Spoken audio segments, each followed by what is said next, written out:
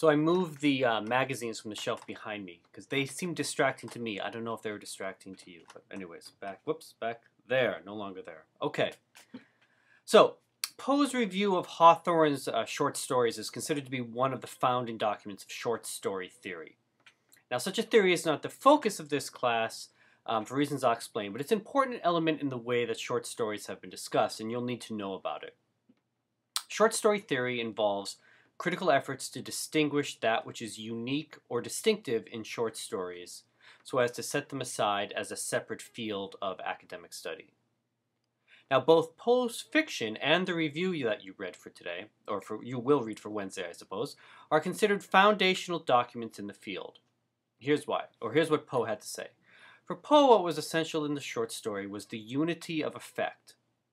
The novel may have several aims, but the story should have one and only one.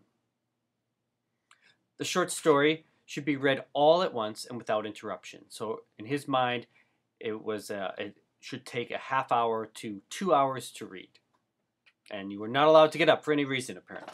Right? Well, you wouldn't be, because you would be so caught up in the story, you'd find it hard to put it down. And then all efforts of the writer should be directed at a singular purpose. No word should be wasted or outside that unity of effect.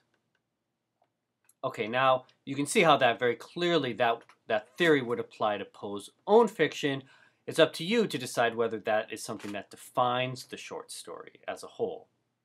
And following Poe, many other critics have aimed at defining formal features which set the short story apart, and they have endeavored to suggest ways of reading that are uniquely applicable to the short story.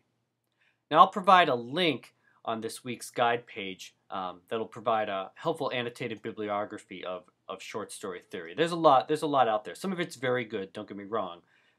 But that said, I will not be teaching a lot of short story theory in this class because I have to say I don't find a lot of it persuasive. Because I don't believe that what we call the short story represents a necessarily unique form of writing that is wholly different from other forms. Right? Most novelists also write short fiction. Right? Most readers of short stories also read novels. Now, it's not that there aren't identifiable differences between these forms. It's just that these differences might not actually be all that important in the end. But what might be important, what I think is important, is that the definition of the short story, what it is, and the cultural role of short fiction is something that varies historically, and I think studying that can be very rewarding.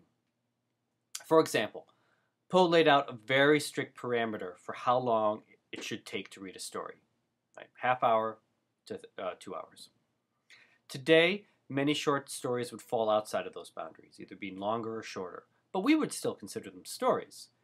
In fact, just so we have some terminology in common, let's consider the many formats that could be considered a story today. I'm going to break them down by length, right? It's not a scientific definition by any means, and sometimes the particular word counts will vary, but I think it's a helpful guide to begin with. Now, the information on this slide comes from a website on fiction writing markets called duotrope.com. There's a link for it on the guide for this week. And you can see here that it distinguishes different types of fiction according to their length.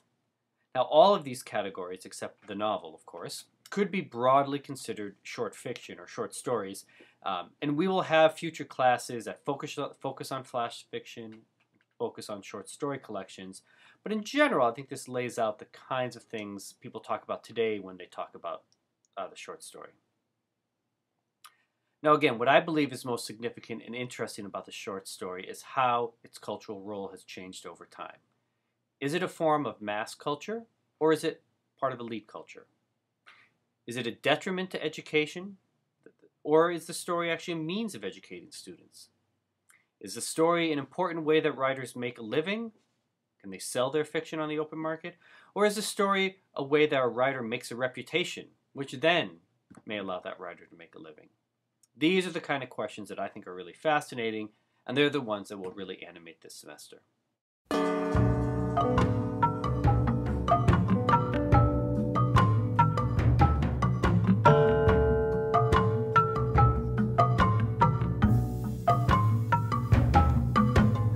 Okay, the Tom Waits music actually has nothing to do with what we're talking about, but I don't really have any good 19th century music on my iTunes account. So, as I noted last class, depending on how flexible your definition of the short story is, you can stretch it back to include fairy tales and fables. But the historical event that marks the appearance of the modern short story is the rise of the subscription-based magazine, primarily in the 19th century, at least in the United States. So magazines such as the North American Review, which was founded in 1815 and is still published today at UNI. It is the oldest magazine in America, so I got to make a shout out to them. And magazines like the Southern Literary Messenger, which Edgar Allan Poe edited, all made it possible, though difficult, for writers to make a living. And they provided a ready forum where American writers could get published, which was probably more significant in the long run. Now, these subscription-based magazines were relatively expensive, and they tended to be read by an elite and an educated elite rather than by a mass audience. Now, one important subgroup of the subscription-based magazine was the magazine designed for children, such as Youth's Companion, from which one of the stories for today first appeared. And I emphasize this because some historians have looked at the 18th and 19th centuries as the period during which childhood was invented. Now, that may sound odd at first, right? I mean, haven't there always been children? But in books such as Hugh Cunningham's The Invention of Childhood, the argument has been made for viewing childhood as a distinct developmental stage is actually historically recent. For a long time, children were viewed simply as imperfect adults who were in need of discipline and training so that they could then begin to take on adult responsibilities. The idea that children thought and developed in different ways than adults only gradually came to be accepted. But once it did, the culture developed to focus on children's perceived needs, including the need for instruction and guidance as seen in the story Self-Defense that we'll be discussing later.